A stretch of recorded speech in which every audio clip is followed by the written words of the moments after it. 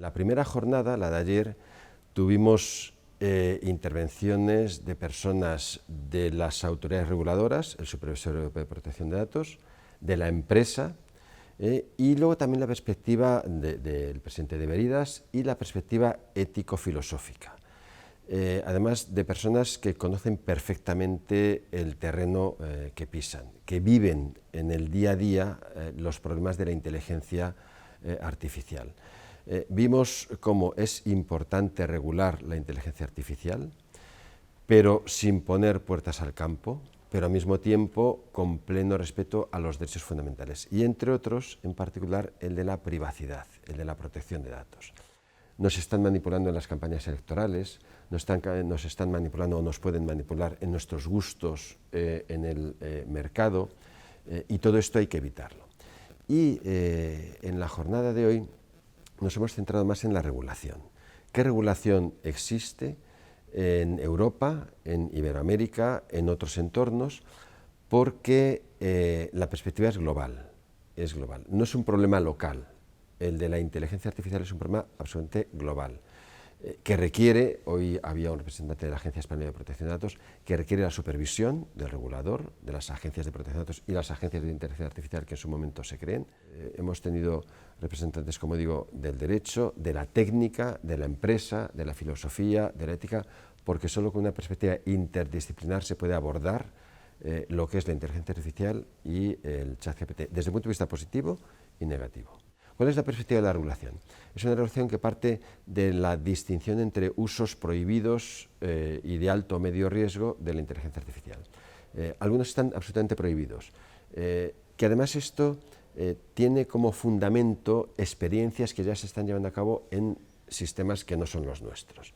En China, el reconocimiento facial masivo, el control de las personas para establecer, o habiendo establecido ya, una suerte de carné por puntos sociales, ¿no? Esto va a estar prohibido. En la Unión Europea el reconocimiento facial en tiempo real en espacios públicos va a estar prohibido, con algunas excepciones muy puntuales, persecución de un delincuente, etcétera, etcétera, ¿no? Por tanto, perspectiva desde el riesgo, valoración del riesgo de los sistemas de inteligencia artificial y aplicación de principios. Y también creación de entidades independientes. Entidades independientes, una entidad independiente que supervise, que regule desde la especialidad y con conocimiento de causa, conociendo el sector, el uso o mal uso de la inteligencia artificial.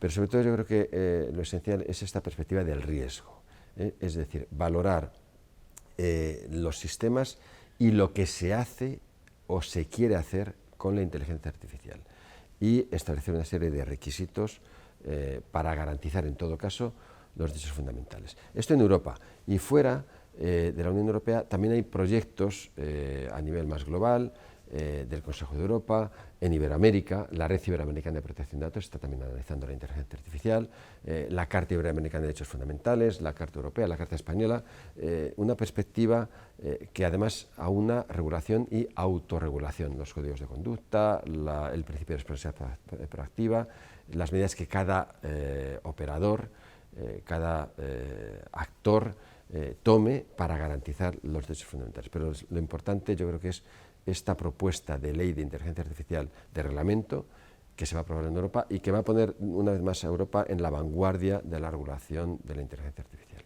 Nos estamos jugando mucho. Sabe que hace no mucho los promotores, gente de Google, de Microsoft, de OpenAI, han hecho un manifiesto de apenas 2 líneas, advirtiendo que los retos de la inteligencia artificial en cuanto a la propia sociedad en su conjunto son tan graves como los de una pandemia o una guerra nuclear.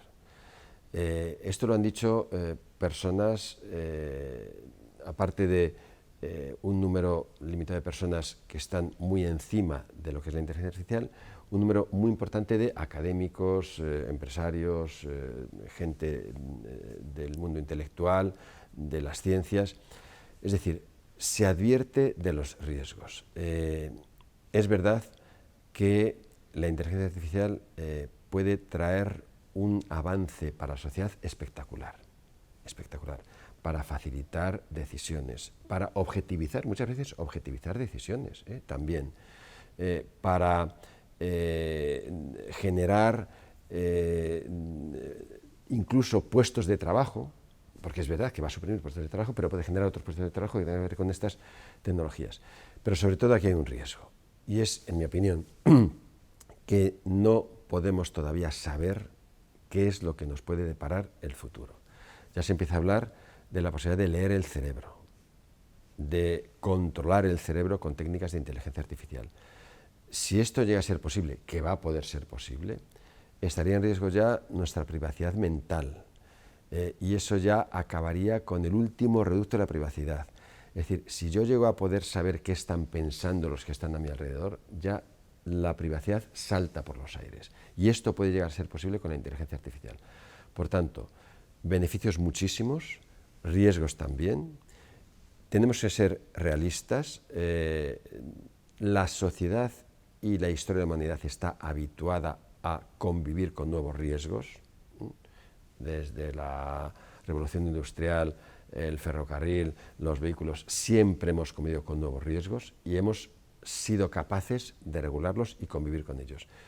Esto es lo que se tiene que hacer con la inteligencia artificial, ver el lado positivo, pero desde el principio, y estamos en esa posición, y esto es algo que debemos valorar mucho, podemos desde ya conocer cuál puede ser el futuro, aunque sea imprevisible, e ir tomando medidas que se tienen que ir adaptando, sobre todo teniendo en cuenta algo esencial, la centralidad de la persona y el respeto a los derechos fundamentales.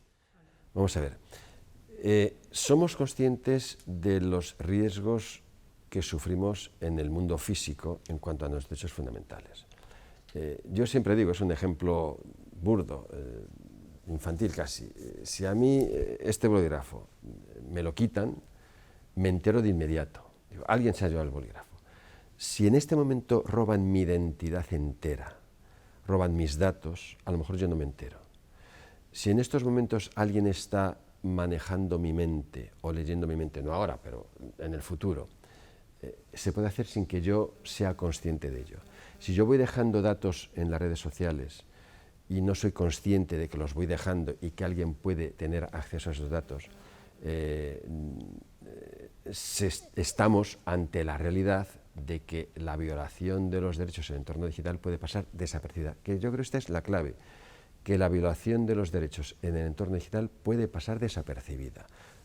Podemos no ser conscientes de que están violando nuestro derecho a la protección de datos, al libre desarrollo de personalidad, a la identidad, robo de identidad, y solo ser conscientes cuando se producen los hechos, los efectos perniciosos, cuando vemos que nuestra cuenta corriente la han vaciado, cuando queremos hacer algo y nos dicen que no somos quienes somos, sino que es otra persona, cuando nos dicen, oiga, que usted ha hecho algo, y yo no he sido, ha sido alguien en mi lugar, ¿no? Por eso es muy importante concienciar a los jóvenes, a los no jóvenes, a todas las personas, para que, se ha dicho en el curso que el ser humano ya va a ser ya un conjunto de átomos y bytes. Nuestra vida ya no solo se va a mover en el ámbito del mundo de los átomos, sino también de los bytes. Y si es así, tendremos que ser conscientes de que nuestros derechos también están en riesgo o pueden estar en riesgo en ese mundo digital.